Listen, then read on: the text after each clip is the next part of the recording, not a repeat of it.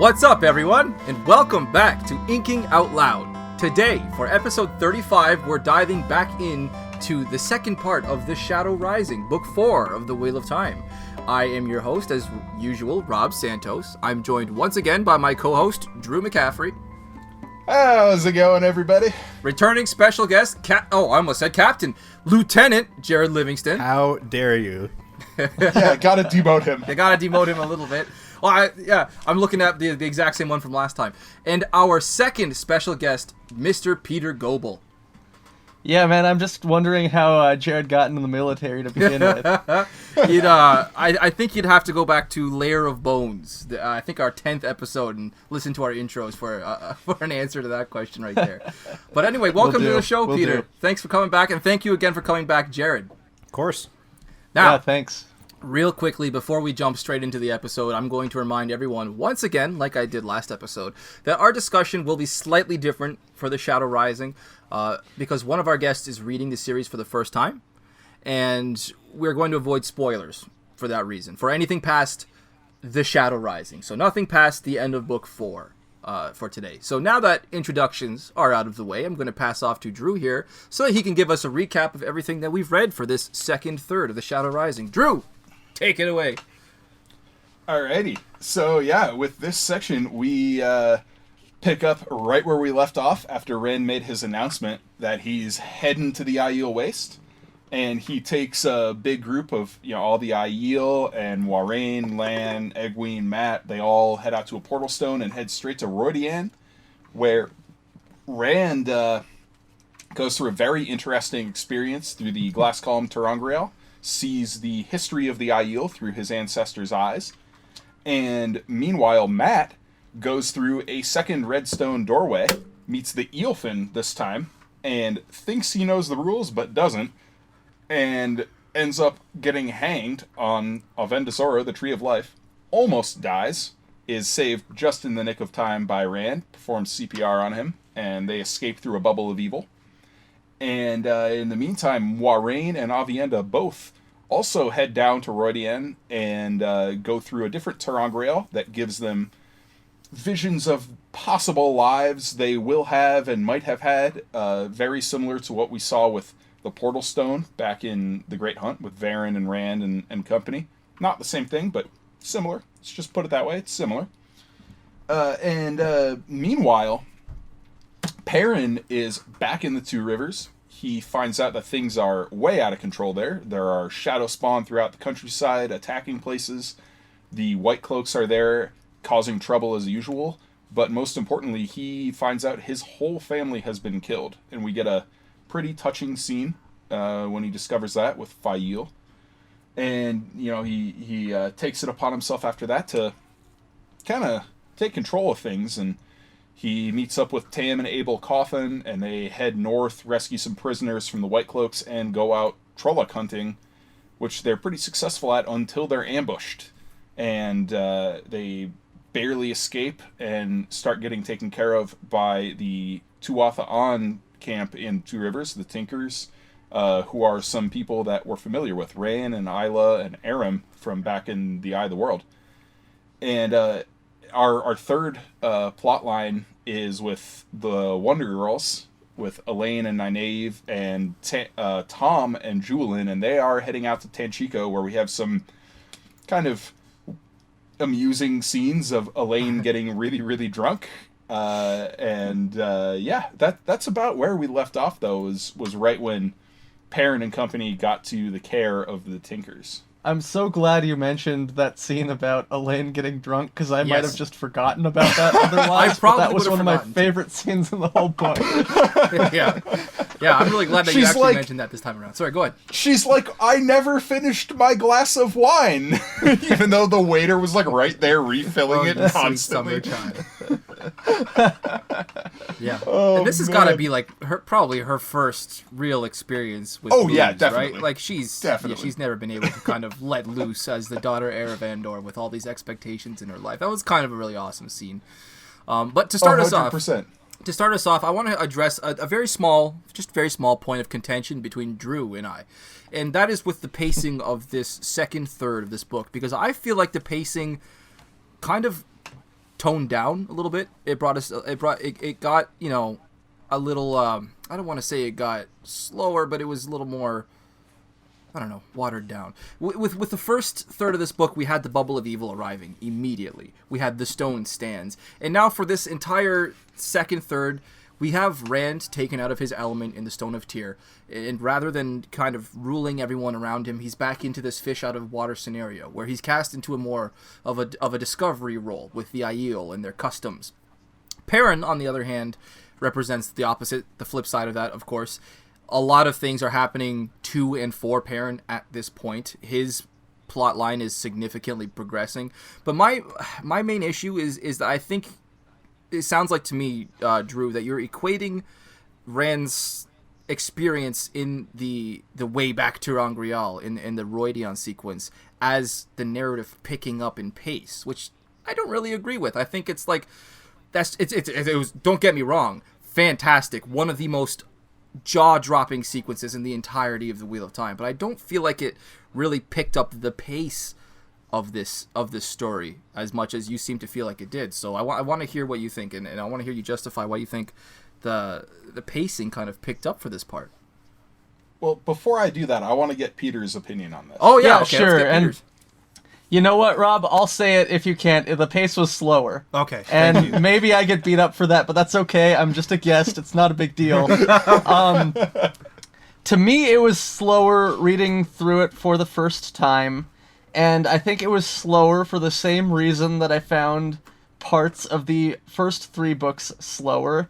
And that is that reading through for the first time, you don't always understand the amount of foreshadowing that you're reading. You don't always understand what's being woven together.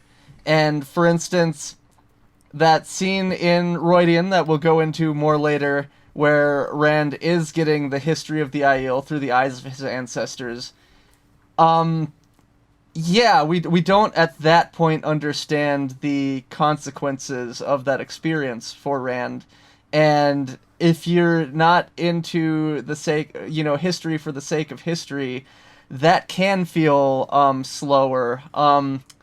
Similarly, there's some interesting things happening with the Wonder Girls, but with Tonchico, we get a little bit of Iganen, or I always pronounce that wrong. I don't know what I'm saying. Aegianen? Yeah, that's okay. how I pronounce it. We get a little bit of Aegianen, and similarly, reading through for the first time at this point in the book, I didn't understand the consequences that was going to have.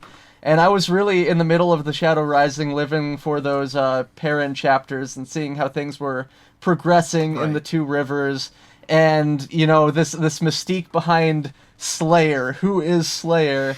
And also reading through for the first time, I know I know the number of Forsaken that we're going to meet is 13, right? And I've not met all of them yet, so I'm checking off the Forsaken on my Forsaken list, and meanwhile reading about Slayer, and I think at one point I pressed Drew, like, Slayer is Asmodean, right? Like, I know I was wrong about that now, but, like, that's just one of those predictions I remember making. It's not as bad as Caldwin, Drew. Hey, no, the only thing that disproves my Caldwin theory is the companion entry on Caldwin. There's nothing in the actual canon basic of the books logic that disproves that theory. thinking, but okay. Basic sense, but no. Yeah, we'll discuss that in another episode. If you want to hear the rest of this theory, go back to our Great Hunt episode. The Great Hunt Part 1, I think it was near the end. Yeah. I think it's Great Hunt Part 1. But anyway, Jarrod, what do you think about the pacing in Shadow Rising? Can I just say that I'm on Team Drew for the pacing of this section, first of all. This is the Rodian sequence is one of my favorite in the entire series. And now I admit that, kind of like Peter said, I am one of those people that likes history for the sake of history. But I don't think that's the only reason this is in here, right? It's not just backstory for the sake of backstory. And I don't know. The ending with drilling into the boar is just one of the most exciting scenes in the book for me personally. Yeah, and so And I don't think, as far as Perrin in the Two Rivers go, I wouldn't call that slow at all, really. Neither would I. So my kind of defense of my opinion on the pacing here is twofold. The easy one is that the Rodian sequence is not just Rand.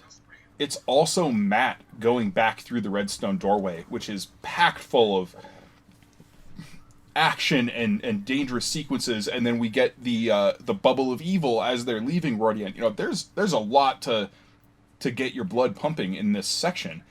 And on top of that, even when you're a first-time reader, there is enough in the Rand way back to Rongrail sequence that you have prior knowledge of to engage with. Like the idea that you're finding out that the Aiel, this society that's been built up as like rabid, amazing warriors, you know, you have all of these colloquialisms in the Westlands, in Randland, about like, you know, black-veiled Aiel and black-eyed Aiel, and this idea that they're these like dangerous savages and all this stuff. And you find out that their origins were the pacifist way of the leaf, you know, no violence whatsoever. Like, these are groundbreaking revelations. And on top of that, you find out in the sequence, the Gen Aiel served the original dragon and served Lanfear back in the day, and things like that. Like, there are so many revelations, ground-shaking revelations in that sequence, that even when the flashbacks aren't full of action, which some of them are, we also get a flashback to, you know, the moment the first Gen Aiel committed a murder, you know, where they're attacking the camp and they're like veiling themselves for the first time. They use the spear that was, you know, like it's not like there's no action here, and it's definitely not like there aren't revelations that you can dig into as a first-time reader. And that's why I think it's so powerful to jump straight from where we left off last week to where we picked up here, you know, and of course this entire thing is couched in the context of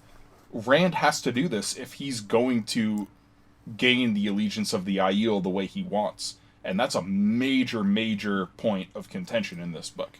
So since we're on the subject of the Rodion sequence, I think this is an opportune time for me to get a confession out of the way.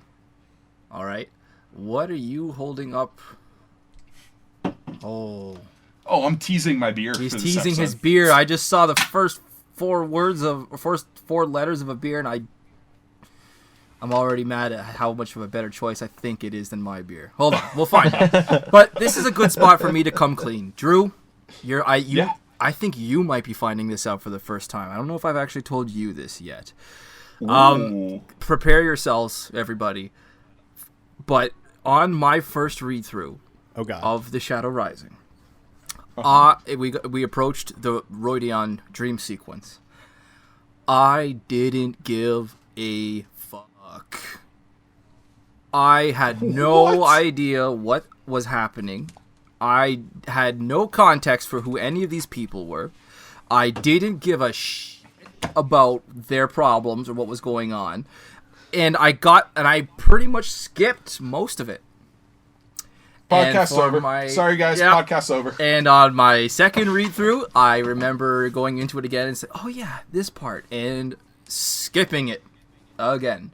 I did that a few times. Dead to me. I did that a few times. I just kind of... No longer friends. I'm speechless. Fucking glossed over everything that I found in there. The one point I will say was at the very end when Rand comes out of it and his first thought is an incredulous sort of, did I just see the hole being drilled? Did I just see the bore being drilled into the Dark One's prison? And I went, what did I just miss? And I went back and I read those last couple pages and I was like, I still have no context what's happening, so I still don't care. It wasn't until I hit like 21, 22 when I really understood the importance of what that was, and I went back and I devoured these because I was already very familiar with Wheel of Time at that point, and it had just ended. So that's my confession. I didn't read these until the Wheel of Time was complete.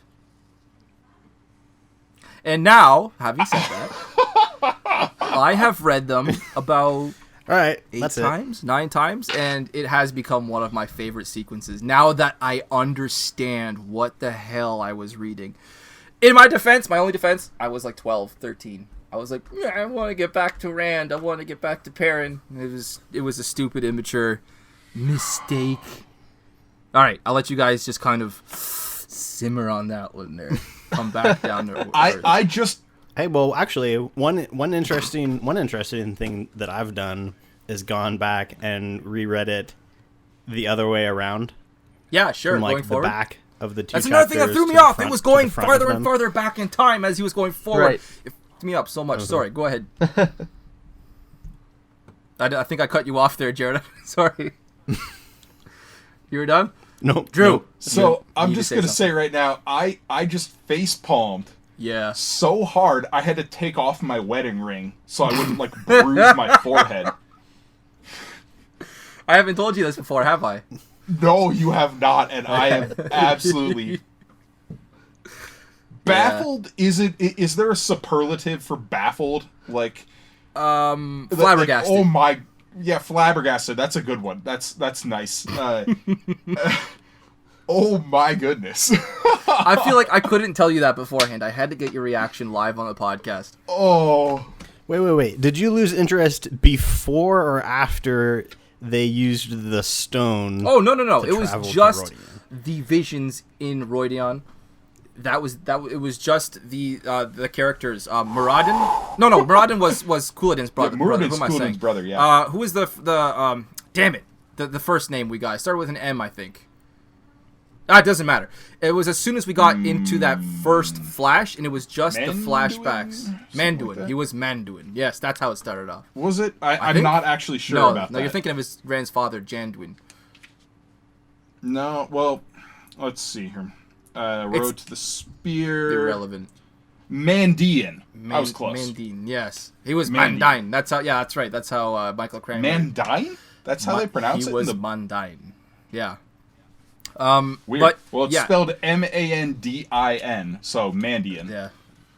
You just Mandin as Mandian? I did. Mandian. Irrelevant.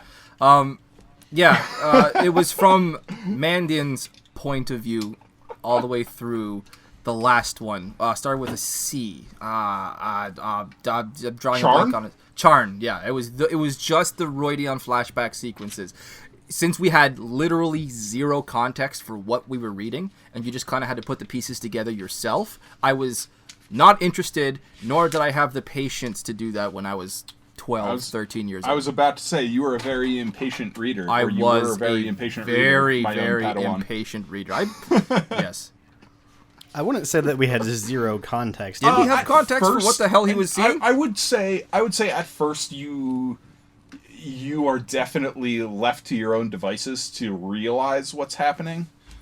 But of course, as it goes on, it becomes very, very clear. Right, which I had already skipped. I was like, oh, I have no idea what the heck this is. Oh, the next one's another. Oh, who the heck is this guy? I don't care about any of these people. This isn't making sense. Let's skip ahead until I see Perrin's name again, or at least until Rand comes my out. gosh. I think it was when Rand comes out and he was like, did I just see the boar being drilled? I was like, wait, rewind. Yeah. So. Wow. Okay. Wow. So I just dropped that wow. bombshell on the Inking Out Loud podcast. Where do we go from there, boys? Skipping the Rodian vision sequences. Tight. Yeah, that's that may be one of the heftiest sins I have ever committed. Oh my gosh. Anyway. Sticking to the Rodian sequence, though, on a different bent, I want to talk about how brilliantly friggin' written this was. They're so good! They're so good! I didn't realize what I was missing. This is, and I feel like this is not a particularly controversial statement, probably the best piece of writing Robert Jordan ever did.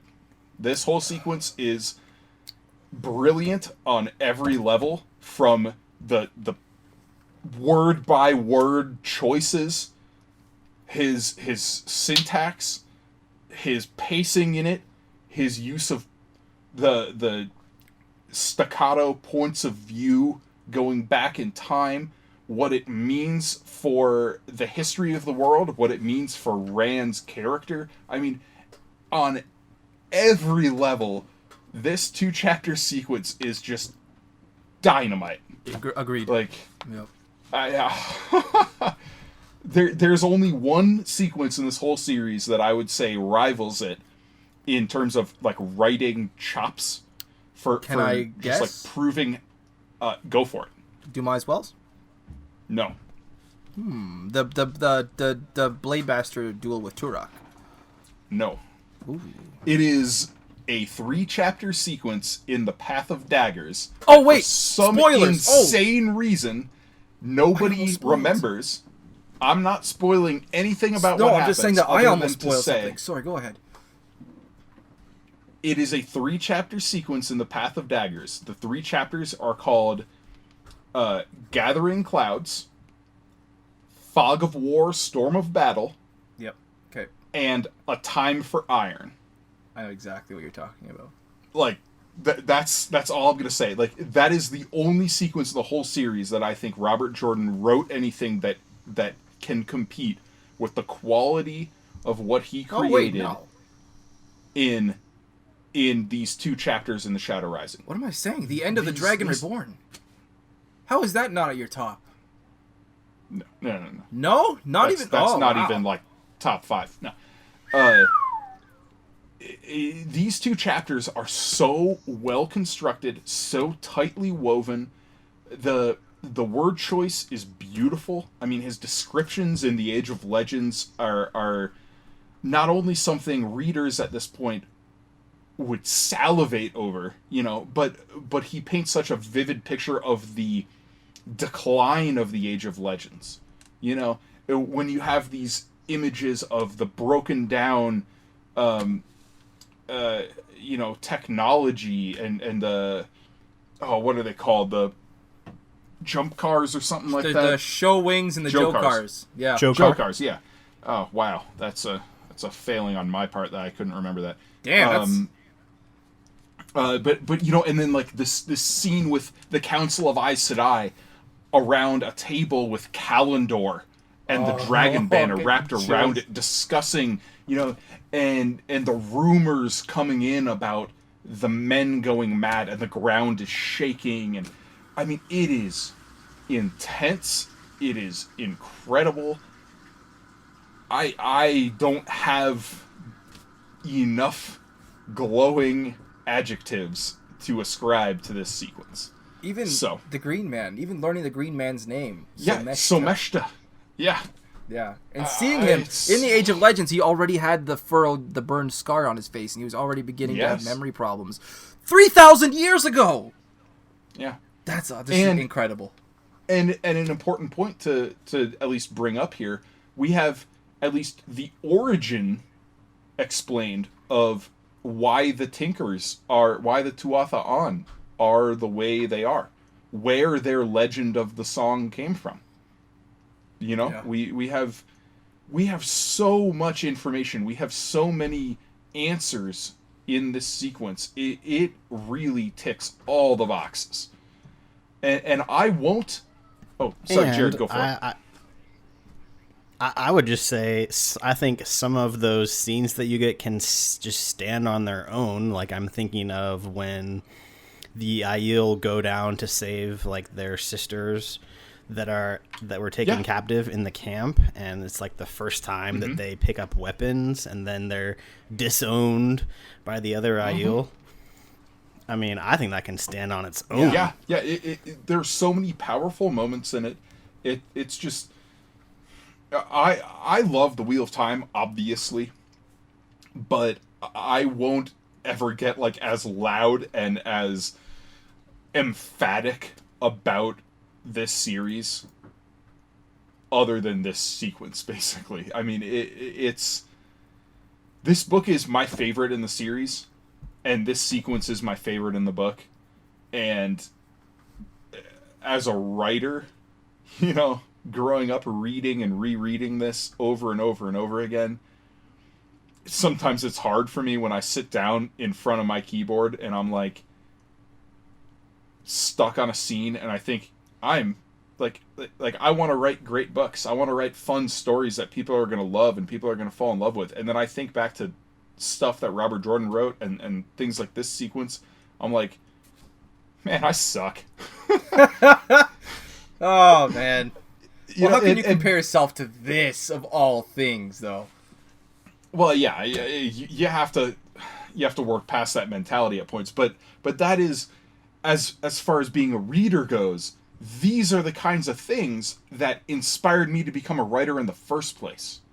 You know, like it was reading books like The Shadow Rising and Lord of Chaos and The Great Hunt, you know, as a 12, 13-year-old that you know, it was the Wheel of Time that inspired me to choose writing as my career. You know, I read these books at the end of 6th grade, and by the end of 7th grade, I'd written my first novel. It was absolute garbage, and it was a completely derivative Wheel of Time knockoff. But hey, I wrote a book because of the Wheel of Time, and I've gone on for a career with this. You know, like, and it is a testament to how great a writer Robert Jordan was, that he could move a 12-year-old boy who never, ever would have thought about writing books to, in the span of a year, saying, this is going to be my career.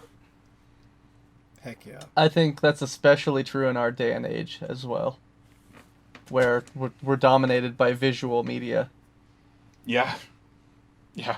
When I'm surrounded as a 12-year-old with, like, and Rob, you'll appreciate this. It was kind of the early 2000s were like the transformation of the video game industry with live online multiplayer.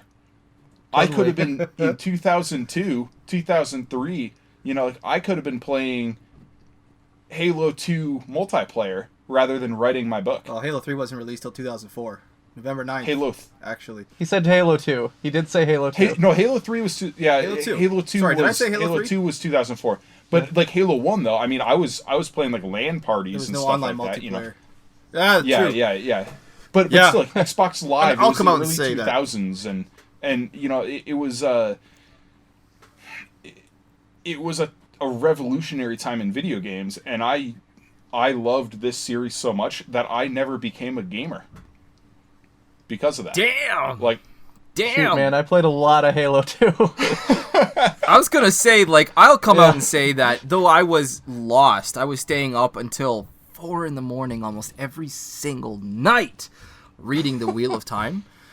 I mean, that was interspersed with nights staying up till 4 a.m. playing Halo 2, playing Halo 3. I mean, I was doing both. Well, and I mean, this particular book, Shadow Rising, I was getting in trouble at the dinner table for bringing it to the dinner table. Wow. Nice. Yeah. I've heard of parents like, don't bring your phone to the table, don't bring your tablet to the table, don't bring your epic fantasy book to the table. Right? Come on now, Jarrod. Don't little 14-year-old Jarrod, don't bring your 1,000-page novel to the table. It's gonna tip it over. I know. Terrible. Yeah, I mean,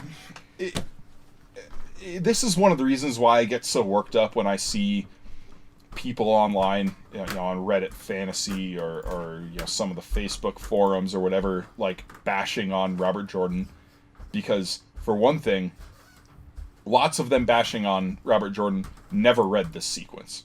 They maybe read like 5 chapters of Eye of the World and decided it was a Lord of the Rings clone and it was a waste of their time.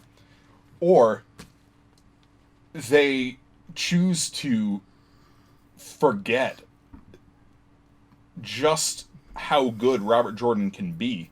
You know, there are lots of people who would read through what is popularly known as like the plod or the slog and give it up. And I can understand why some people might do that. I think less so nowadays because you don't have to wait years between the books. I think that slowdown that a lot of people will complain about is pretty overblown when you don't have to wait 2 years between books at that point.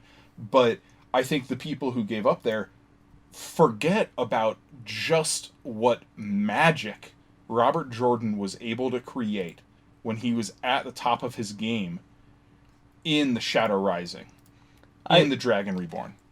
So I have an interesting counter argument here, and it's not to say that I take this position. I'm just trying to play devil's advocate here because I have enjoyed these books, but for instance, you read how many pages per hour, Drew?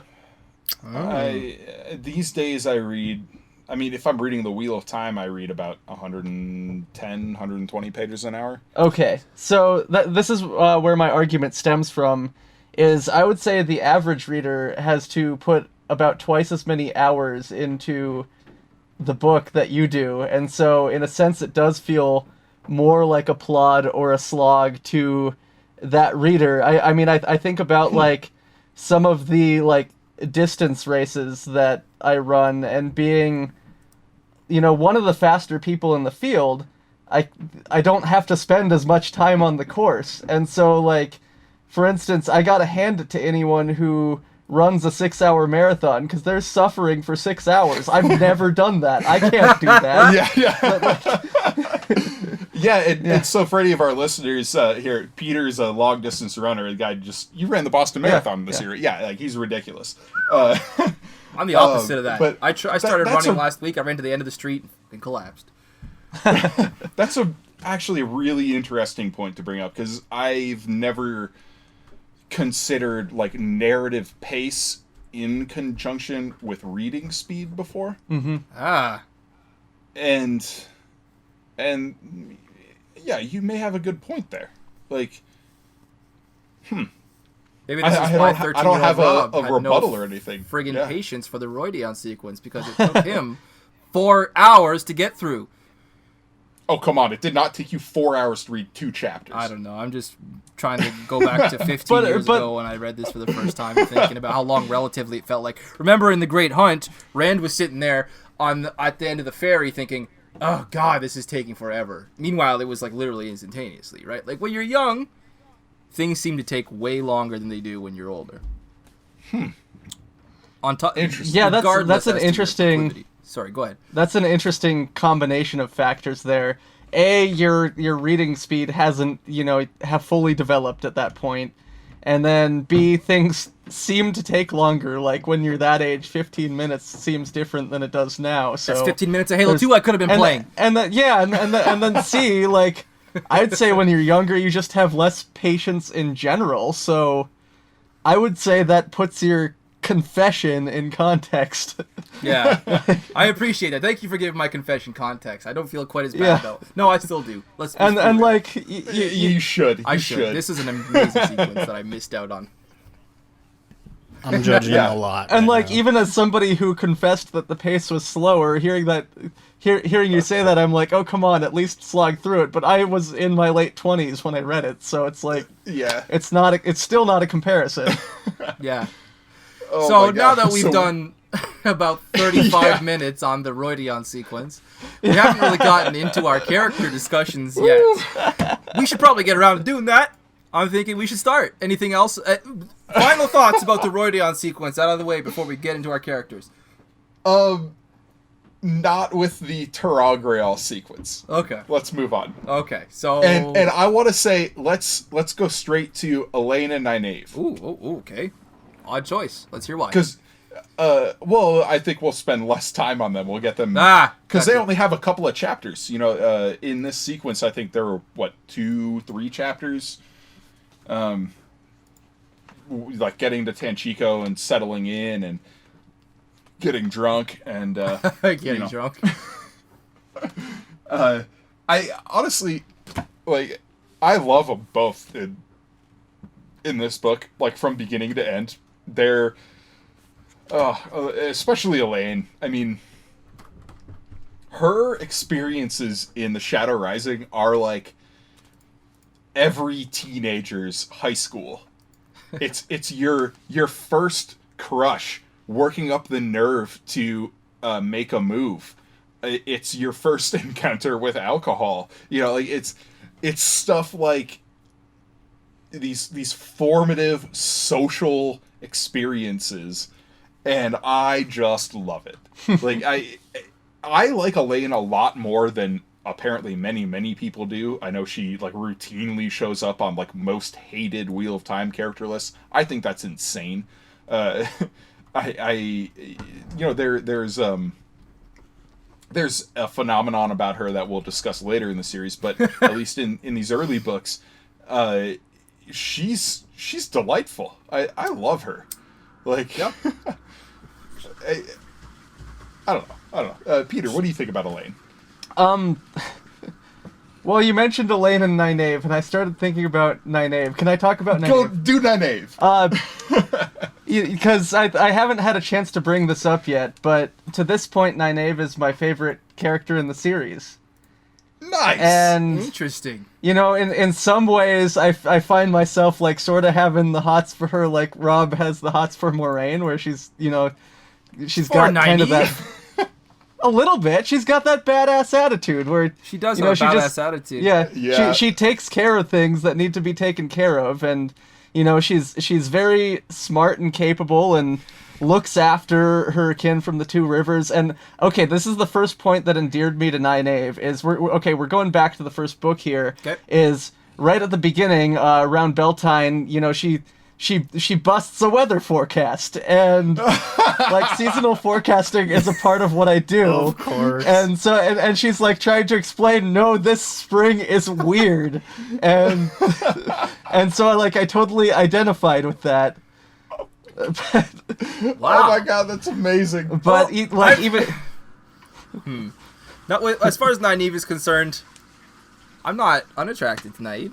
She's all right, you know. I definitely empathize with her a lot more now that I am her age, a lot more than I did when I was 15 years old or 14 or 13. One of your years. Okay. But you know, she in the first few books she just struck me as so goddamn grumpy. She's grumpy. She's always in a bad mood. I just want to tell her, like, what is your problem? Lighten the fuck up. Life is awesome. I don't know. Is it awesome? Do you really think her life has been awesome since leaving the Two Rivers? Yeah. I don't know. It seems pretty stressful. That's a good point. To me. That's a good point. I'll give you that. But I mean, I don't know. It's just Nynaeve. Sorry, go ahead. Well, so talking about Nynaeve and Elaine in this sequence, I love the way Nynaeve is just so understanding and caring for Elaine when she gets drunk. She's like, no, here, let's get you some water. I was gonna say, understanding. And let's get you some water, and then BAM! Like, we're gonna sober you up. Head dunk. Okay, I have a question. She's 20. How old is Nynaeve book again? 7. Yeah, she's 25 right now. Well, maybe 26. I don't think we get a strict birth date, so she's like old 25, young 26 at this point. Peter, what were you saying? Yeah, I just had a question. So at this point, they've reached Tanchico, or are yes, yeah. So they've taken the journey on what is it, the Wave Dancer? The Wave Dancer, yeah. Yeah, while we're talking about Elaine, I liked her reaction to the topless women. On on the Wave Dancer. Yeah. Sorry, the reaction to what you guys cut out there? The topless women. Oh, on the Wave Dancer. No, yeah. Yeah, she walks upstairs. She's just like, whoa. Yeah. Well, honestly, I'm glad you brought that up, because actually the Wave Dancer, that first chapter was in the first section, and we didn't talk about that at all last episode. There are some interesting things with the Sea Folk, because this is our first, introduction to the Sea Folk culture in this book, and we see the Windfinders. Wow. Wave Dancer, Windfinder, whatever. choose a C word and then like a cool action noun, and you can create like a Sea Folk title. I don't know. But we find out that there's yet another a toll fighter. I don't know. But we find out that the Sea Folk have another society of channeling women. We know now the Aiel have the Wise Ones, right? And now the Sea Folk have the Windfinders. And these are our first clues that the Aes Sedai are not homogenous. They have their own insular society and their own opinion of themselves and the effect they have on the world. But we're finding out now they, A, have much less of an impact on the greater world than they think they do. And B, there are many, many, many more channelers out there than we thought. We have kind of an impression that there are small numbers of channelers. There are only like 1,000, little over 1,000 Aes Sedai in the tower. At this point, Varen has already speculated that they can be calling it out of mankind. They only have 40 novices and like 10 or 12 accepted. It's the Aes Sedai are dwindling, and then we find out that there are these burgeoning societies of channelers outside of them. And this is a big part of why The Shadow Rising is such an important book, narratively speaking, in this series, because it expands the world in such a dramatic way. And the sea folk, as Peter brought up here, are a big part of that. And it's putting our main characters in situations where they're way out of their elements and don't even know, like the cultures are so foreign they can't even function in them, right? I loved seeing the way Elaine reacted. I like using the phrase "fish out of water" once again for the sea folk, but I risk sounding a little. Is that a little too on point? A little too on point, yeah. Oh. I don't know. I think Tom and Julian have pretty good reactions. Those two are great. We get to see. Oh yeah. We get like a more natural kind of reader's opinion kind of manifested in these two. Like, is everything really as normal as everyone's acting like? This is kind of up. I really enjoy the fact that Elaine, Nynaeve, and Egwene had Tom and Julian there to kind of I don't want to keep them safe, but to kind of ground them. To balance things out, yes, exactly, yeah. So actually, that's a point. I'm going to get a little abstract here. Sure. I think it's really interesting how we get 3 distinct plot lines in this book and 3 groups of characters moving along those plot lines. Robert Jordan gave us very balanced groups gender-wise. Yeah, he did. Nynaeve, Elaine, Tom, Julian. We have Perrin, Loyal, Gaul, Bane, Chiad, Fael. We have Matt, Rand, Lan, Egwene, Moiraine. There's Avienda. And Avienda, although we don't get a ton of Avienda in this, but yeah, there's a really nice balance, and I think this is something we should keep an eye on going forward across this series, since obviously gender dynamics are such an important point and theme in the Wheel of Time. But anyway, let's get back to characters. Yes. We went kind of far afield there. Partially my fault. Yay! This is what happens when we record 2 episodes in a day, and we're already like a full episode. Hey, we're playing it by ear. This is a podcast, not a lecture. Talk about whatever takes your fancy. Let's go back to Nynaeve, though. Okay. I love that Peter's a big Nynaeve fan. So, Jarrod, I want to hear your opinion on Nynaeve and the Shadow Rising. I don't know. I don't have much to say on her. I like her in it, I guess. Oh, okay. Yeah. That's some insightful, hard-hitting commentary. I don't know if she's a whole lot to go on at this point, at least. I don't know that she's quite as vocal here. There are forthcoming events with her that I like very much. Okay. I don't know. I just really liked the way she acts upon their arrival in Tanchico, and her ability to sort of read and take command of a situation. I think that's one of Nynaeve's most admirable attributes. She's always taking command of situations. Like when, Egwene and Elaine get captured. I was just going to bring that up. Thank you. Yeah. Yeah. In the Great Hunt. It's and back in We've talked about that in the past, but that's Nynaeve's personality, right? Like she was raised knowing, as an adopted daughter of Doral Baron, who is the wisdom.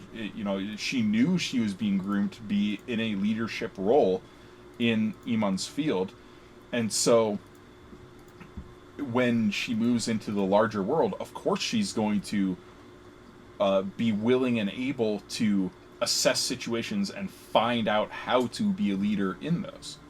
She's kind of like an intimidatingly smart, talented older sister, but thank God she's there. Yeah.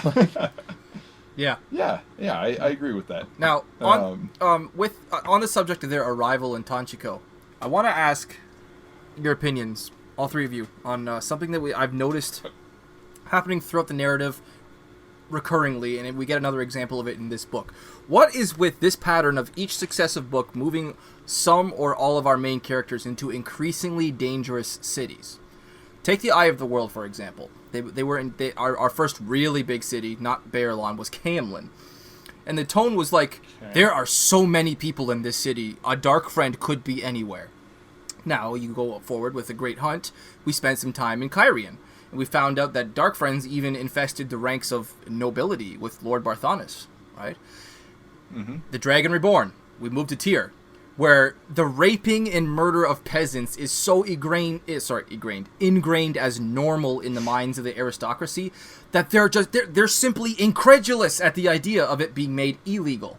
And now we're going in the Shadow Rising with Nynaeve and Elaine to Tanchico, when Lan finds out, Lan Mandragoran of all people absolutely loses his shit when he finds out where they're going. And to use his exact words, he says, Tanchico is no place for anyone except a full Aes Sedai with a warder to watch her back.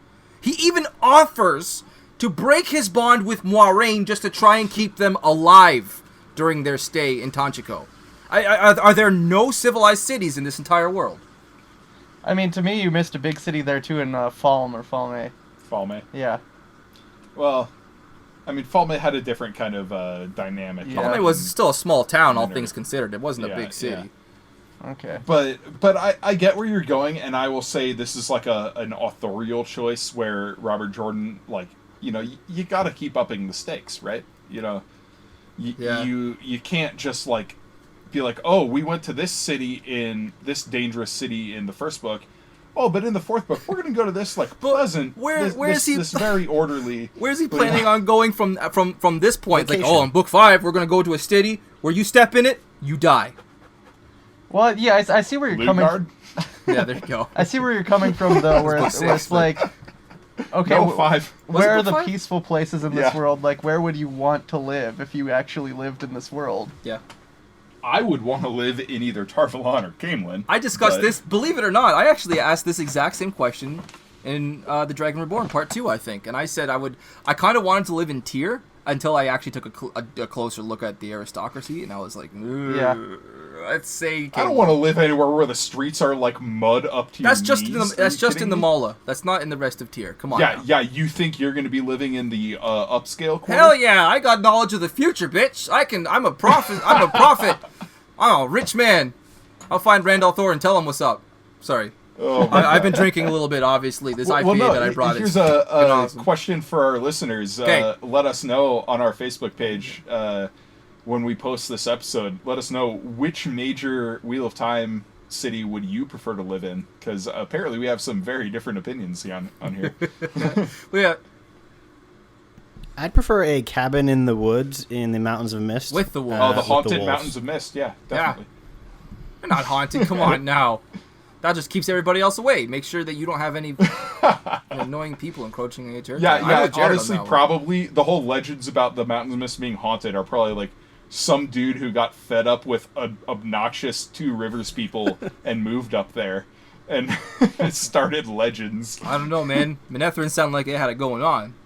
It was a fucking party in there. Everybody got bale-fired there. Yeah, but it was the greatest city in the world when bale-fired. Yeah, didn't Eldrine use balefire?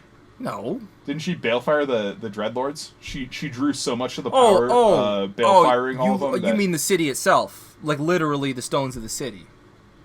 It was just like a giant flame Wasn't it that just like a turned giant into a sheet of flame or glass. something? That wasn't I'd have actually to, balefire. I'd have to double check this, but I No. believe she balefired the Dreadlords in Murdral when she went nuts. Well, yeah, but the Like, city she was, itself like, was turned straight into up a sheet of glass, though. It was...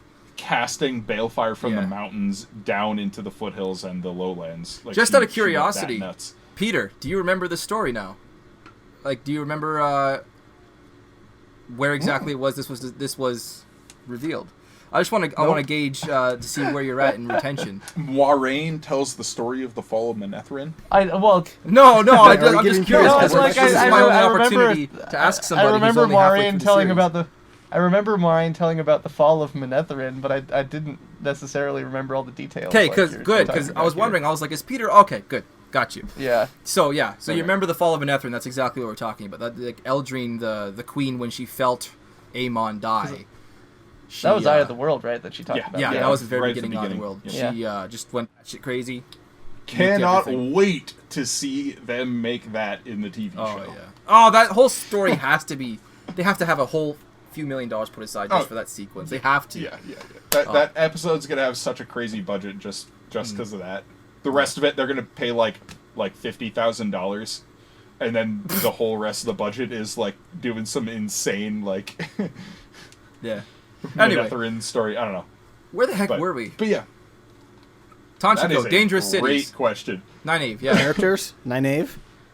Okay, so yeah. I mean, my earlier point with Nynaeve is like about her leadership abilities and her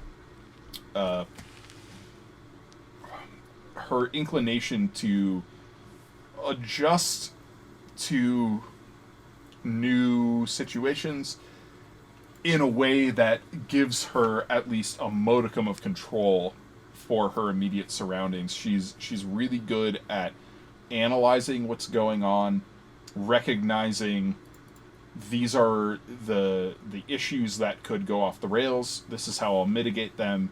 This is how I will take control of things when they go off the rails, as we see her prevent Elaine from getting presumably raped in Tanchiko as this predatory server way overpours her wine. I like Nynaeve in these chapters in the first 2/3 of the Shadow Rising. And before we totally move on from Nynaeve and Elaine, with that scene where Elaine does get drunk, I mean the scene between her and Tom, I thought was, you know, one of the more important points in the book, where, you know, on some level she recognizes her connection to Tom. I did like that. I remember back to my first reading, really putting together the pieces and realizing just what a role Tom had with Morgaze. Yeah. That I enjoyed that a lot. What do you think, Jarrod? I enjoy seeing him as more of a father figure to Elaine. Mm-hmm. Yeah. And I think it explains. I don't know. Yeah, I enjoy him as a father figure, and I think it. Okay. end. That little sign of affection, that tug on the mustache that she does just unconsciously, is what really kind of makes it human. It makes it believable. It makes it poignant. Elaine kind of wondering about that and not understanding what it is inside of her that for some reason finds just safety in this man that is Tom Maryland, and why she seems to recognize him, or she can't point out why. You know, it was really cool. It was that dramatic irony, that thing where the reader knows what's happening, the character doesn't, and it's fun to watch. Sorry, go ahead. I guess, like, maybe think about, one thing I was thinking about was how hard things might be for Tom right now, actually, emotionally. Oh my god! He was just sent off by Moiraine through some very expert manipulation on her part, dredging up his past.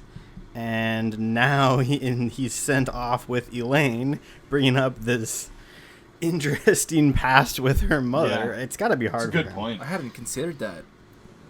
Poor guy. Wow. Tom Maryland, that could be another reason why Tom Maryland has found such praise in the Wheel of Time community for like people's favorite characters. I mean, apparently he consistently appears at the top of these lists, like your favorite character. You know, I mean, I like Tom Maryland. I don't see him as one of my favorite, but it's moments like this where I really, he kind of breaks my heart. That old fool.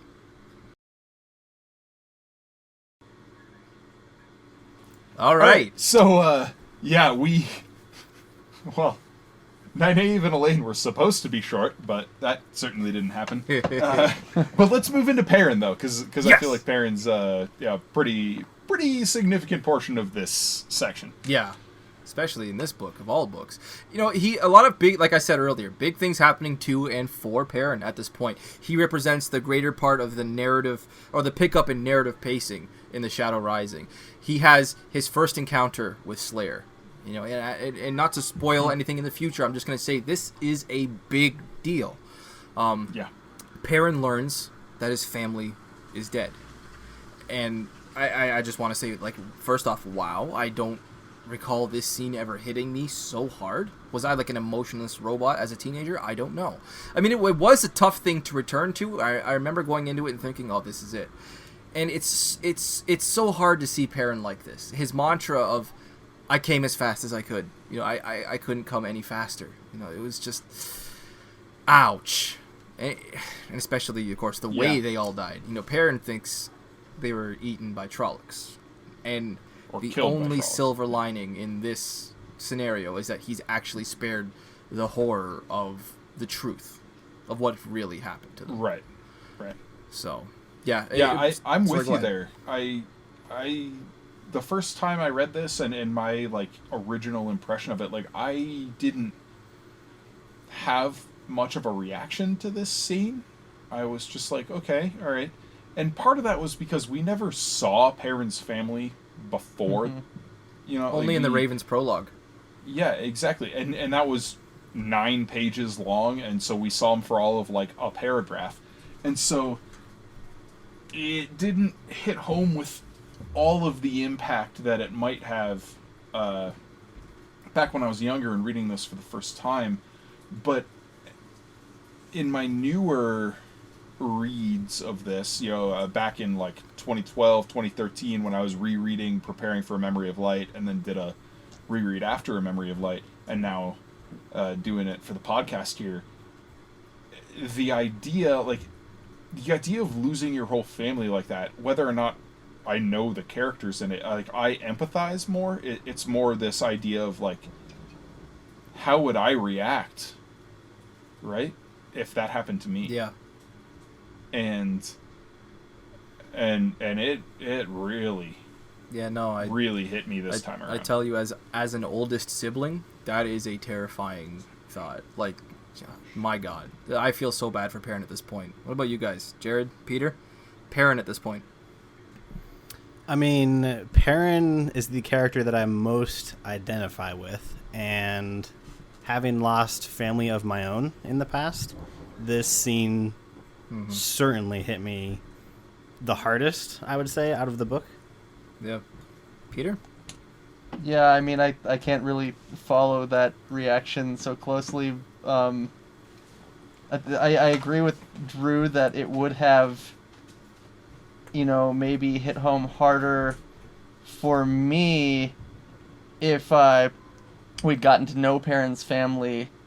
But this kind of goes along with, Rob, what you were saying in the last podcast, that, you know, in many ways, Perrin is just, like, such a tortured individual. And this scene really, like, personifies it in ways that most scenes do not. That just losing your family on top of everything else.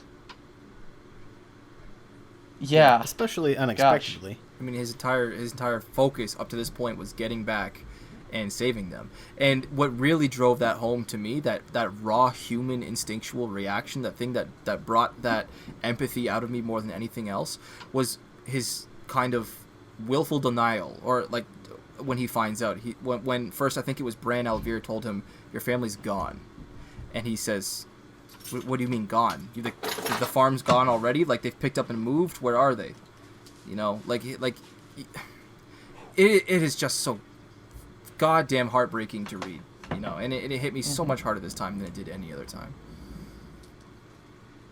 But yeah, now that the bummer is out of the way, I do have some more. Sorry, go ahead.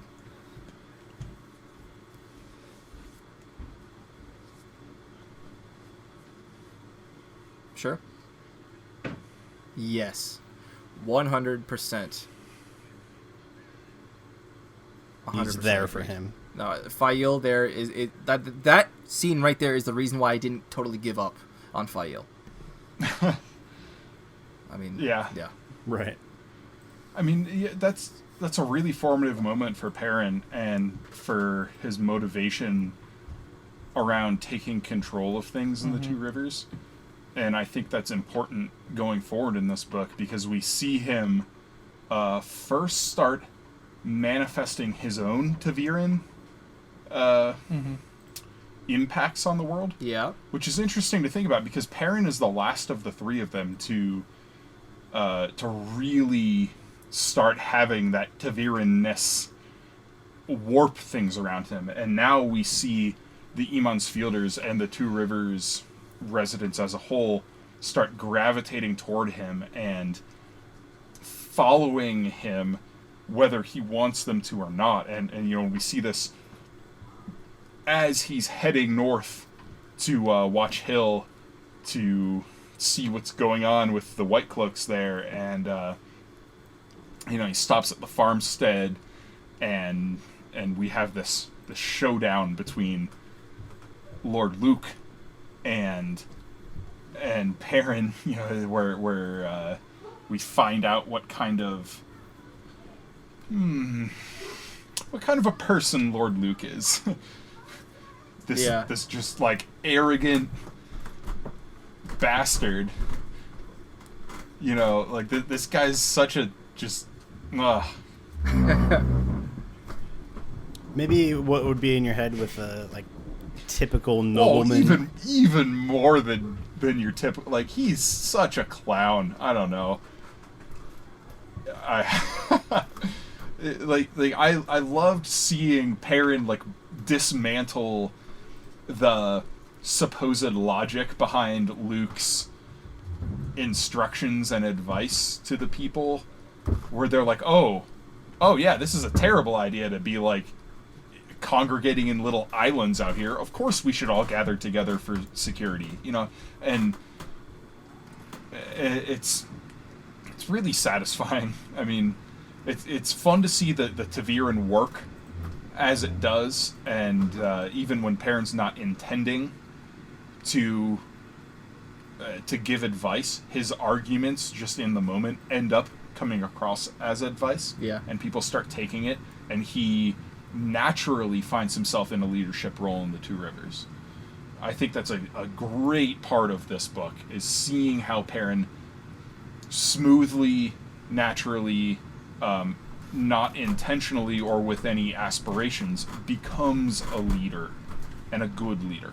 Yeah, you took some of the words right out of my mouth there, and I want to pick up on that a little bit, but I love what happens with Perrin here, with how he develops his leadership role, because it's just born out of passion. Like, Perrin is such a passionate guy, and it's a genuine passion. And that's what causes people to gravitate to him. It's not for power, it's not for political gain, and so you see that contrasted against Lord Luke. Yeah. He's all about the adulation. Yeah. He's like, I want you to think I'm a superhero. Look at how cool I am. I killed a Murdral. You know, like... Exactly. Oh. Yeah. No. That's the thing I loved about Perrin in relation, or I should say in contrast to Lord Luke. He sees himself as being realistic and just pragmatic, which is what the repeating theme so far in this book is that exactly what heroes do. They don't see themselves as heroes. They see themselves as doing what they need to do, and that's what Perrin does. That's all he does. He just says to them. He points out their kind of flaws in their logic. Why do you have boys on the roof watching for Trollocs. By the time they see them, it's too late. Why are you defying the White Cloaks at the door? It's like all these things are foolish. Get to Emmons Field. Why are you trying to save your farm when you can't save your kids? Like, he just sees himself as saying what needs to be said, and that I think is a big part of why the Two Rivers stubbornness kind of responds so well to that. Plus, obviously his Taviran nature, his pull on the pattern. Yeah, it's more a genuine sense of caring for those around him, rather than the natural arrogance that Lord Luke just exudes. I mean, this guy is all about himself. You know, Perrin cares about everyone other than himself, sometimes to a fault, as we discussed earlier. You know, like he's so willing and ready for self-sacrifice, and the idea of self-sacrifice has never in a million years entered Lord Luke's head. Yeah. And I just want to point out... Sorry, go ahead, Jarrod. I was going to say, I really like how you get the dynamic with Tam and Abel accepting him as a leader, and especially Tam, given that this is a guy who is campaigning in an army and understands what leadership should look like. That was a huge part of what I think led Perrin to being comfortable with anything resembling a leadership position, when Tam and Abel are the ones that go along with it as if it's just kind of like a natural thing. And I do just want to point out just how quaint it was, how when Perrin first met Lord Luke, he specifically thought to himself, he despised him on sight. Yeah. I loved that line. Yeah. I didn't quite realize just how quaint that was until now. I was like, heck yes. Well, and that says a lot, too, because Perrin is not the kind of person to make immediate decisions, immediate impressions. Matt, sure, he despises plenty of people on sight, but with Perrin, like he's usually the kind of person who's gonna maybe take a step back and get a little more information before coming to a judgment. But he's like, no, not this dude. Yeah. Since we're still on Perrin, I just want to really quickly get my bitching about Fail out of the way, because you know it's going to happen when I'm talking about Perrin. Sure. But this is going to be quicker this time, I promise. I just want to point out one single thing that Fail did here that pissed me off. I wrote down, really, Fail? Perrin literally just found out that his family is dead. What a perfect opportune time to test his jealousy by openly flirting with other men. I'm talking about Will Alcine and Lord Luke, of course. Yeah. Like how long before this did he find out that his family was supposedly eaten by Trollocs? Like a day, 2 days before this? And she's like, I'm just gonna start flirting with other men and see if I can make him jealous. What a nasty, fucking cold-hearted, immature little bitch! Sorry, I just had to get that out of the way. That's the end of everything I wanted to say with Fail. I can't really argue with that one. I'm not going to cut her any slack on that. Okay. Good. So Drew, sorry, go ahead. Drew, you brought up an interesting point, or at one point that I don't think was on last episode or this episode, of like Perrin versus the other Taviran boys. When do you think he lost his virginity? Yeah. Yeah. Oh. We did talk about this on the Lost episode. Yeah, we talked about it on the Lost episode. Yeah. Is that what we're going to refer to it from here on out? I like that. Yeah. So for everybody listening now, we've actually recorded part 1 of the Shadow Rising twice, because the first time we recorded it, a mic was not turned on, and we lost about an hour and 45 minutes of content. Yeah, we did. So it's part of the industry. You have to know that and accept that walking in. You will lose that someday. I want to think Perrin lost his virginity on his wedding night. But I think you guys have a really good point about the fact that he was sharing rooms with Fail. I was going to say, he was sharing rooms with Fail in the Stone of Tyr. And with the Two Rivers prudence, I suppose I would say. Like, if there's anybody in this series who could share rooms for like a month or two with a girl and not have sex with her, it's Perrin. Rand does it in this book. Avienda is sleeping beside him the whole time. That's very... she's like on her own pallet over there. Yeah, I guess. For like a couple weeks. And they're not in a relationship. I mean, we can talk about that more, but... Very different circumstances. I kind of... Because reading through for the first time, I sort of played innocent, where I didn't think it had happened at this point in the book, and we can talk about what you brought up in the third part, but given that Perrin is a romantic, and given that he's passionate, I think I've changed my mind that it probably happened between the third and fourth book. Right. That's what I assume. That's fair. Yeah, that's fair. Yeah. Yeah. Yeah. Now to balance my bitching about Fail out, I will say, on the flip side, we get to see the start of his bromance with Gaul. Oh, hell yeah. I love the relationship between these two. They have such a matching personality to be bros. They're both slow but careful of thought and action. Mm-hmm. They're both bewildered by the hasty actions and the drama of everyone else. I'm so glad that Perrin has Gaul to get him through all of the bullshit that Fail and by extension Bane and Chiad are kind of putting him through. Gaul is a great wingman. And I will say this going forward, everybody needs a Gaul in their lives. Right? The only... As well, try and understand the sun. The only thing I'll say, like, against Gaul is that, like... Against? The guy could be a little more aware about the interest from Bane and Chiad. What are you talking about? I feel like he approaches... on him the whole time. Well, so he's super into... Chiad. Chiad. Yeah. And he, like, I don't know, he has this kind of anti-Aiel mentality. Like he's an Aielman. He knows how First Sisters work. Yeah, polygamy is a thing in the Aiel culture. and he seems so baffled by the fact that he can't approach Chiad without Bane there as well. And I'm like, dude, you grew up in this society. You knew what kind of an arrangement you were trying to get into here. Like, come on. Yep.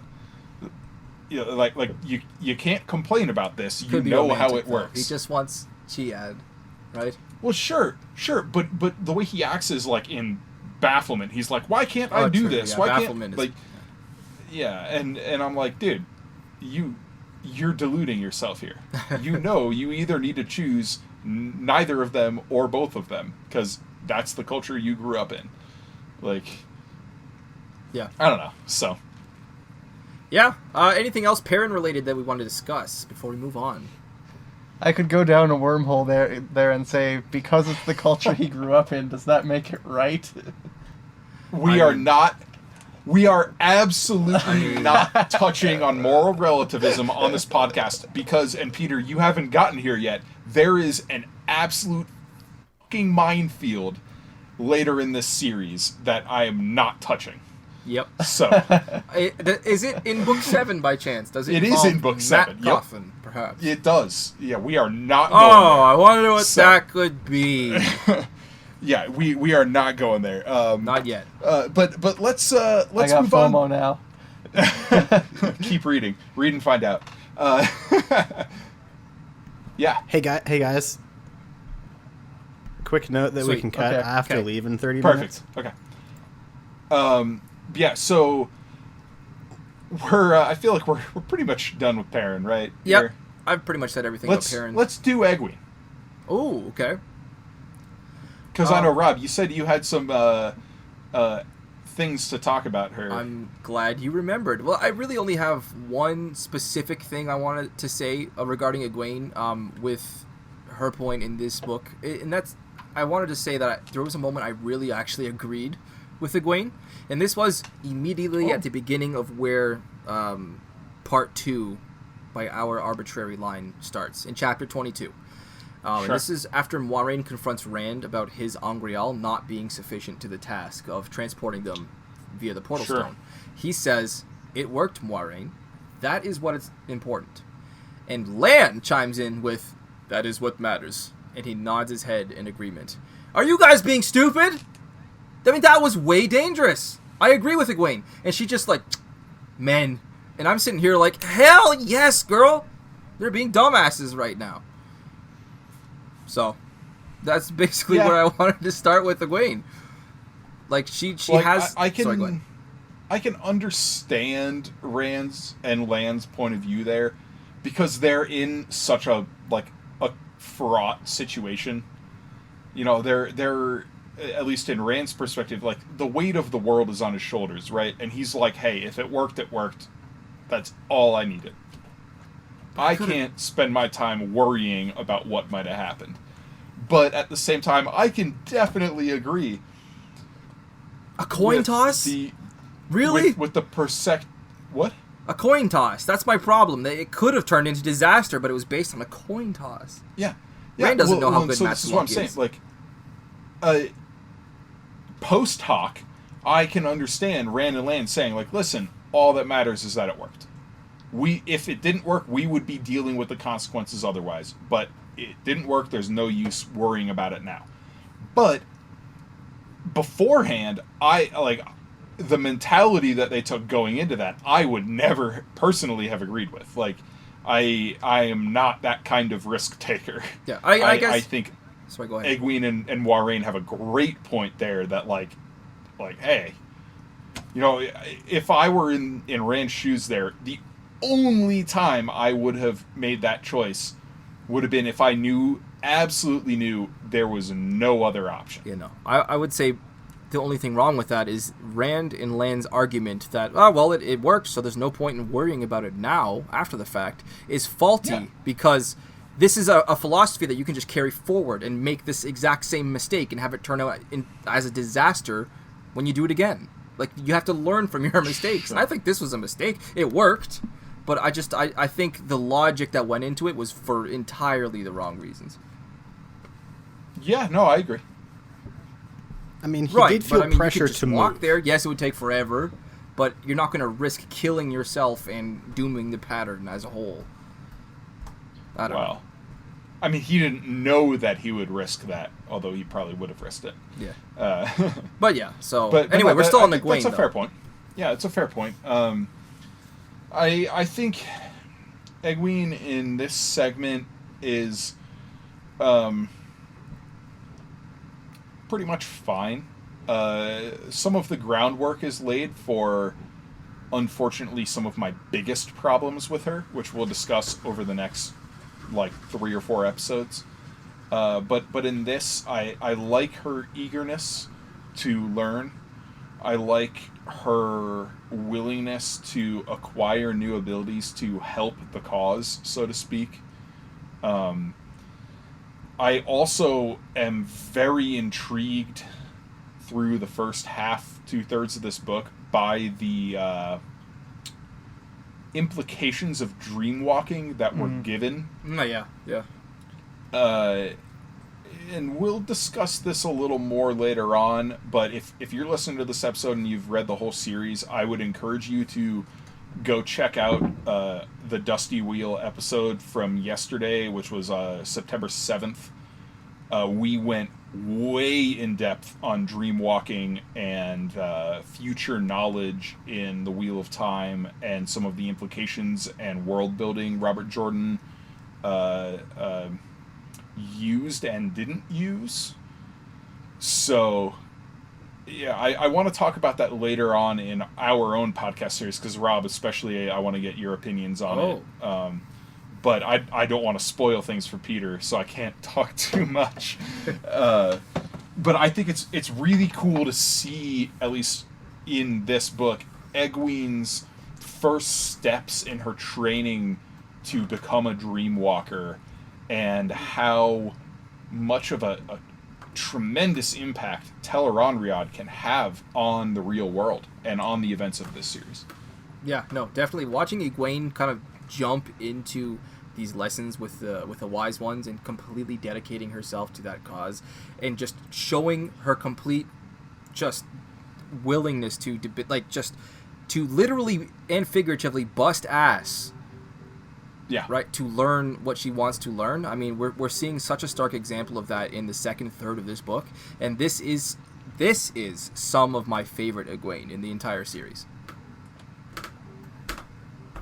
I think that the wise ones are the perfect type of teachers for her. She had some from the Aes Sedai, now she's having some from the wise ones. They can handle her stubbornness first. I'll discuss that later, Jarrod, with you off air. Yeah. Oh, Sweet. yeah?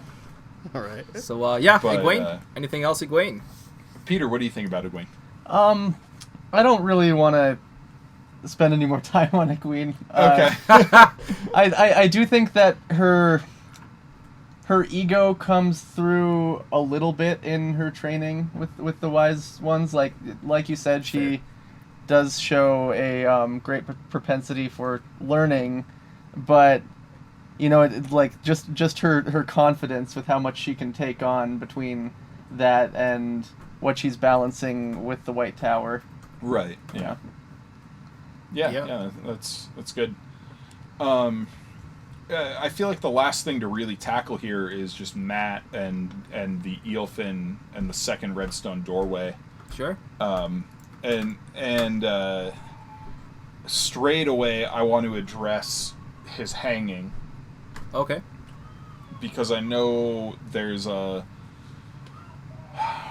kind of a contentiousness around this scene in the fandom, and I want to go straight out here. Mat did not die. This is not where Mat died and lived again. Nope. Yeah. Both Robert Jordan and Brandon Sanderson have given quotes on this. Robert Jordan said Mat almost died. Brandon has made it clear that there was a different fulfillment of that prophecy, a different way it was brought about. Mat did not die while hanging on the tree. So, yeah, absolutely. As the we fact stated that before, Rand was able to just perform CPR on him. Yeah, as we stated before, that should be enough. Rand al'Thor cannot resurrect the dead. We just said that. Yeah. This is not Rand al'Thor resurrecting the dead. Mat was almost dead. He did not die.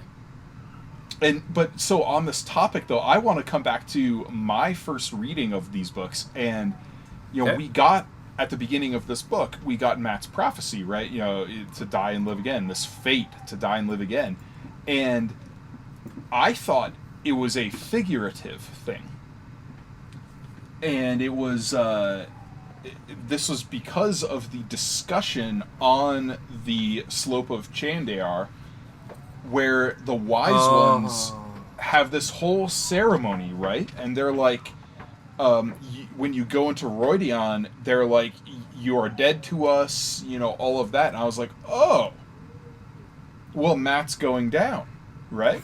So he's got this.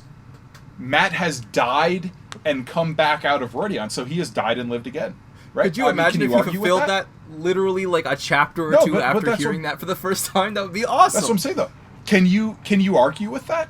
I really can't argue with that logic. I can't argue with that logic. Obviously, like looking back on it, it seems foolish, but in the moment, I can see myself absolutely. If I had made that connection, I would have thought probably something very similar. Oh, damn. But I'm saying like you. I can see that. To this day, you can make an argument. Yeah. That that is the moment, right?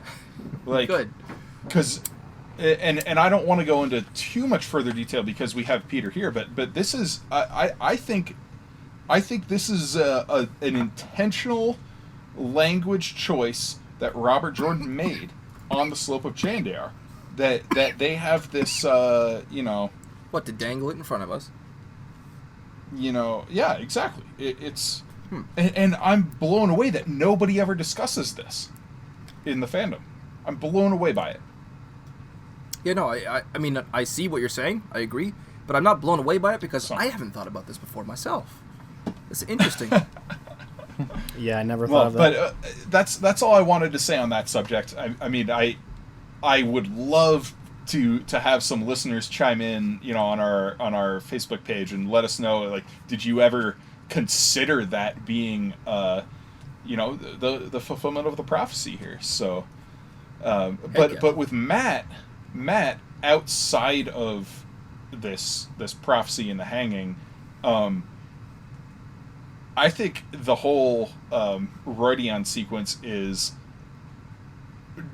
comedic with him. Okay, because I can see it. Yeah, it's like all dramatic irony, essentially, where we as readers like know, like, come on, dude, you're not gonna get the same deal going through this doorway and encountering a completely different set of creatures and a completely different environment. Why are you expecting to get answers again? You know, like, I don't know. That was my impression, at least the first time. I was like, why are you so stuck on this track? Hell yeah. Start listening to what they're saying. Because he's bullheaded. I loved that scene with the eelfin though. It's so trippy. And oh yeah. It's just so different than other fantasy that I've read, and showcases the creativity in this series. Yeah. It's as we discussed in the Dragon Reborn episode. So that world that he goes into through the door, it's a parallel world, and things don't work the same way there, you know, and it's funny to see Matt try to like get his head around the two different doorways and how he's going down the hallways and he looks behind and they just like disappear into like a point instead of actually having like real physics. I don't know. The weird geometry, the way that like the trees seem to appear in different windows, but it's the same trees. Right. Like these, that whole world is just eerie. It's creepy. It's chilling. And I will also point out when he looks out the windows, right, and he sees like the towers. Yeah. One of those is totally the Tower of Genji, right? Yeah, I think wasn't that confirmed? That's what I always thought. Yeah. I feel like there's no other explanation. I will say it was in this part first before I continued. It was in this part, yes, that with Brigitte, Slayer and Brigitte warned Perrin about the Tower of Genji.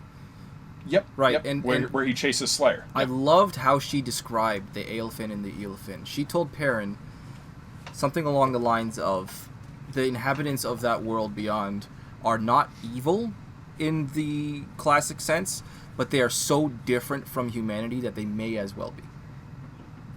Yeah. I found that so creepy and poignant. That was just awesome. What a perfect way to describe those creatures.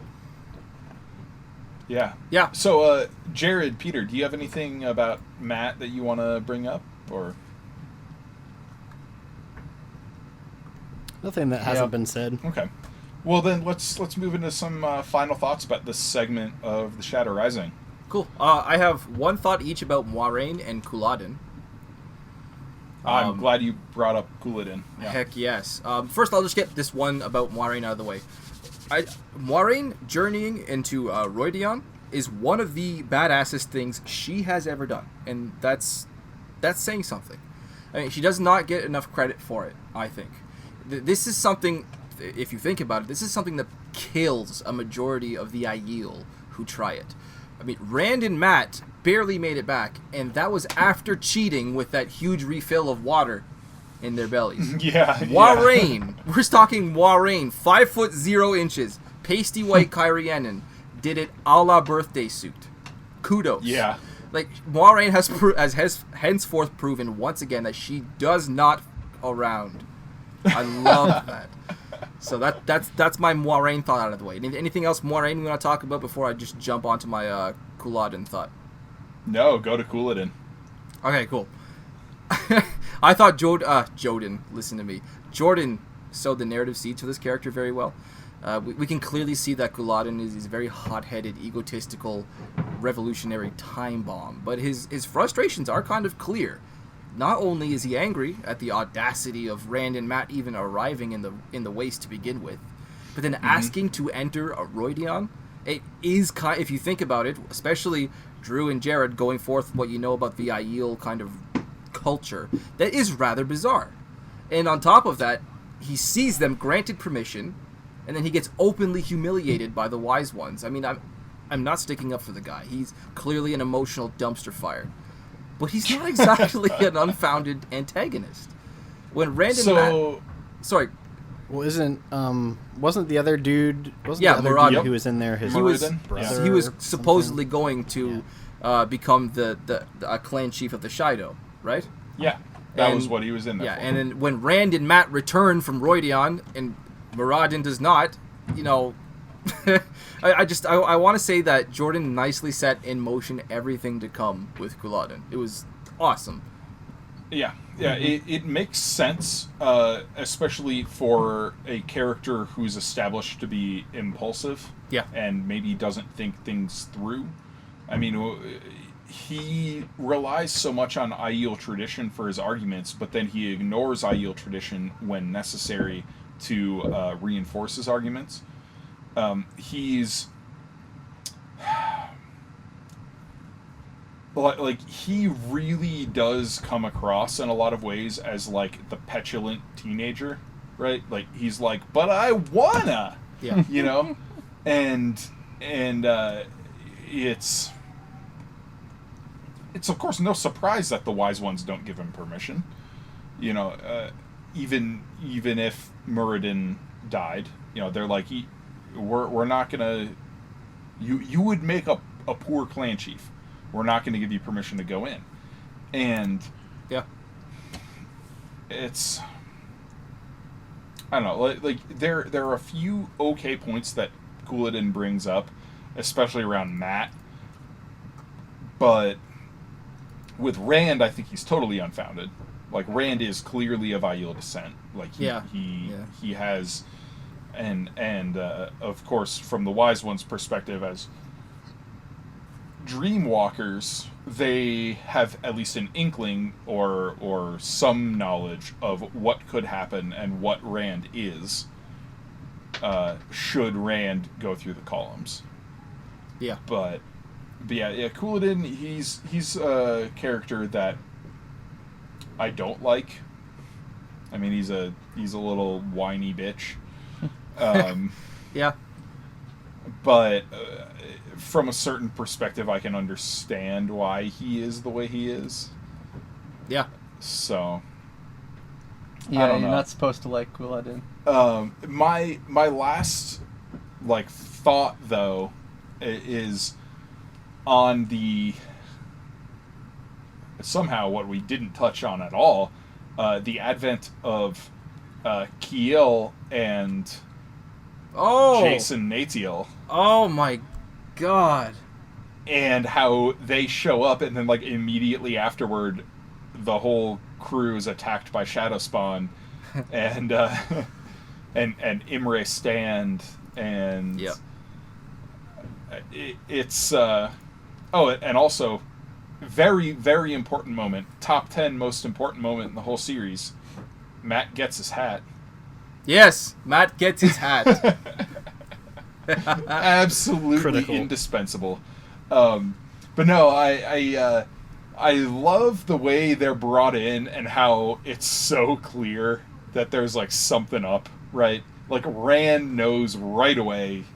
He's like, yeah, no, there's at least one Forsaken here. I see what's going on.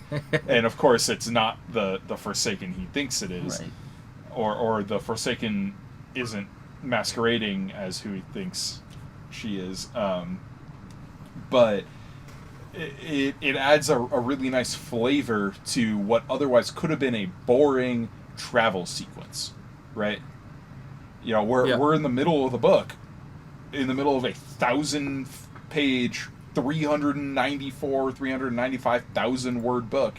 It could be very, very easy to have the middle third be slow and boring with like a travel sequence, but instead he gives us that travel sequence but fills it with interesting character interactions and action sequences with these like Shadow Spawn raids and the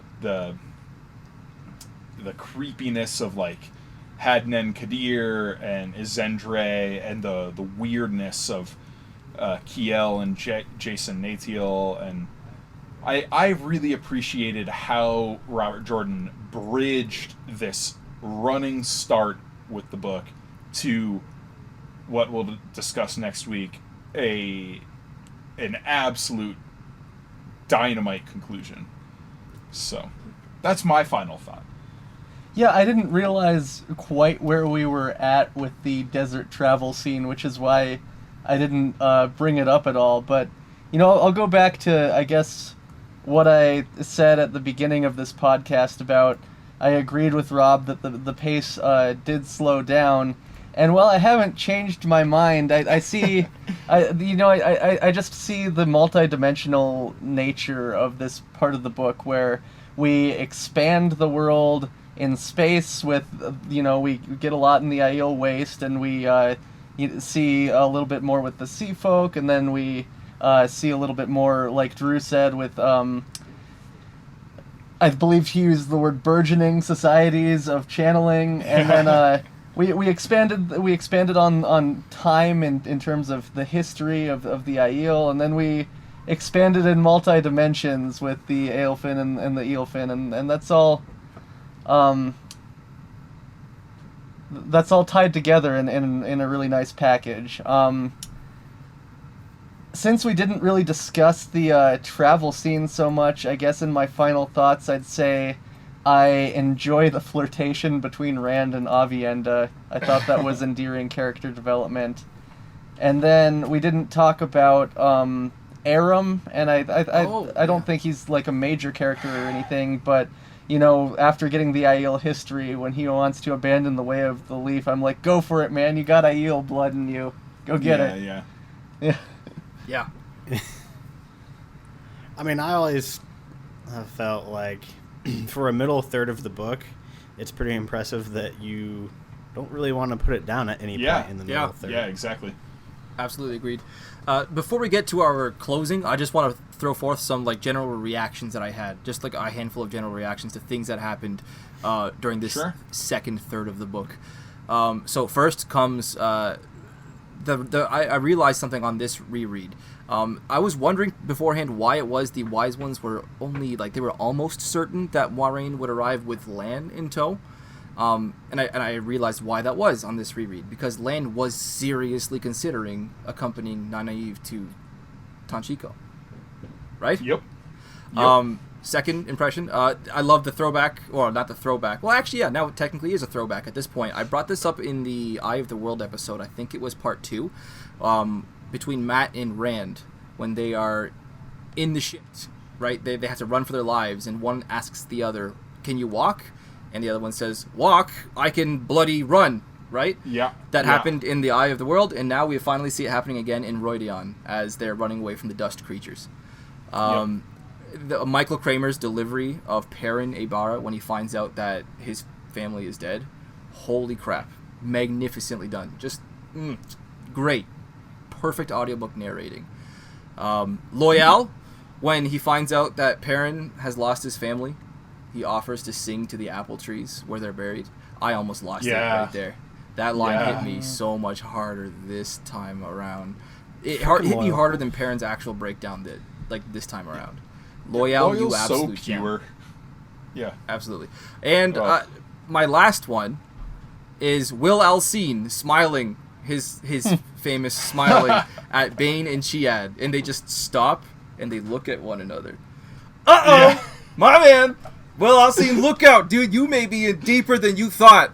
And I do mean that in all of its various implications. And I'll close out my part of the Shadow Rising part 2. What a way to head into the final draft. So, Rob, kick us off. What are you drinking? So, as per my confession on the last episode, I thought going into this recording today that we were originally just recording the first half of the Shadow Rising, so I drank nothing but water on the past episode so I could save this beer for this episode, because this technically happens at the start of part 2 out of 3. Talking, of course, as we were earlier, about Rhuidean and the visions and the epiphany that Rand has in there, I have brought with me a DDH IPA.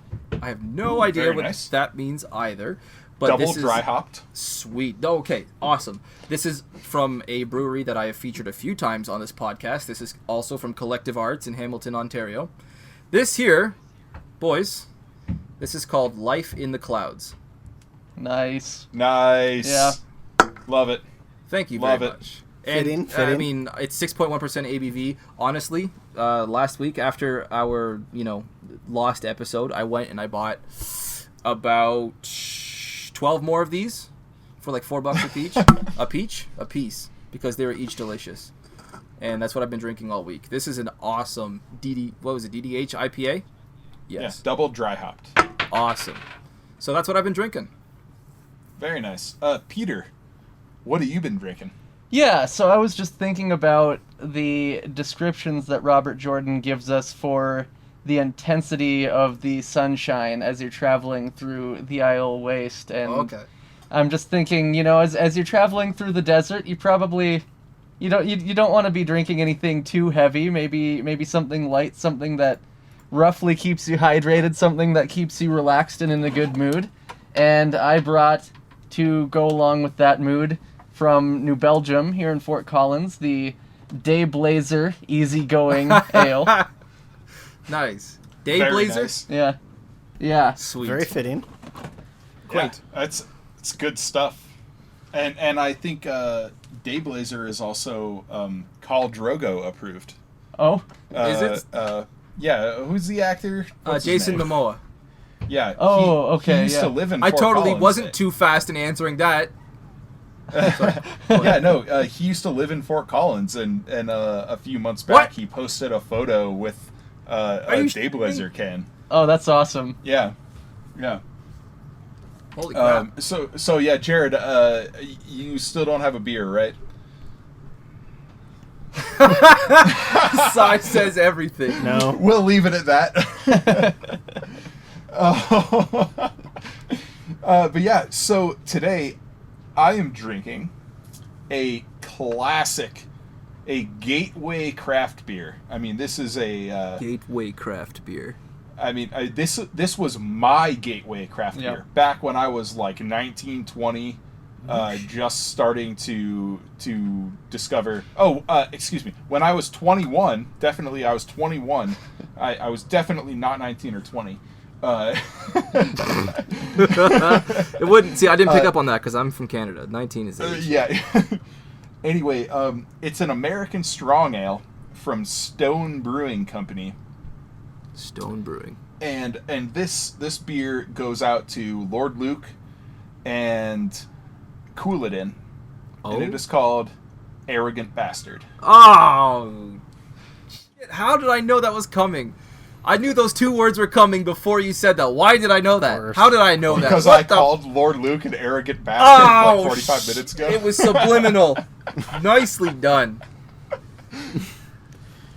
I knew when he had special inflection on arrogant bastard that this was coming. I think I've had a beer on the podcast once called Cheeky Bastard. Arrogant Bastard, though, is fucking good. Hell yeah. Yeah. No, this is very accessible. I mean, if you live in the United States, you can get this beer in your local liquor store. It is a good beer. I mean, if you like something strong, it's 7.2%. Holy shit. Very hoppy, very malty, dark beer. Not going to be like the thick, kind of stout style.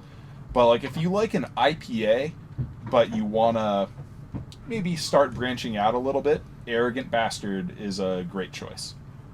Cool. So, yeah. Awesome. And on that note, this has been what, episode 35? It has. Oh my gosh. Thanks to Jarrod and Peter for sitting down with us today specifically for, 3.5 hours we've been sitting down now or something like that?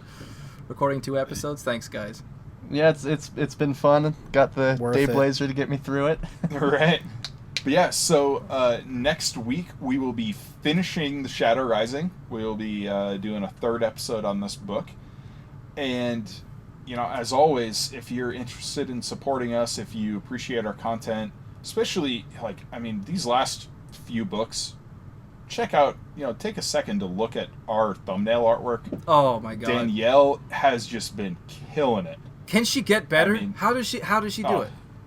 I don't know. I mean, we tell her what books we're doing, and she comes up with And like no once guidance. a week, She she just misses sends stuff. us one, and we're just sitting there going, Yeah, jaws on the floor. So we're all of our Patreon proceeds are going toward paying Pat for our sound engineering and paying Danielle for her incredible artwork. So please consider supporting us on there. And as always, I'm your host, Drew McCaffrey. With me is my co-host, Rob Santos. "Sup?" And our special guest, Oh, what is it this time? Lieutenant Jarrod Livingston? He got demoted. That's right. You got to bring a beer to get that rank back up. Yeah, that's up to me. Thematically appropriate beer next time, I'll get or you won't good get for you. promoted. And our second special guest this time around, Mr. Peter Goebel. Yeah. Thanks, Peter. So- Thanks, Jarrod. Yep. Yeah, as always, thanks for joining us. Thanks for listening, and we'll catch you next time. See you, everybody.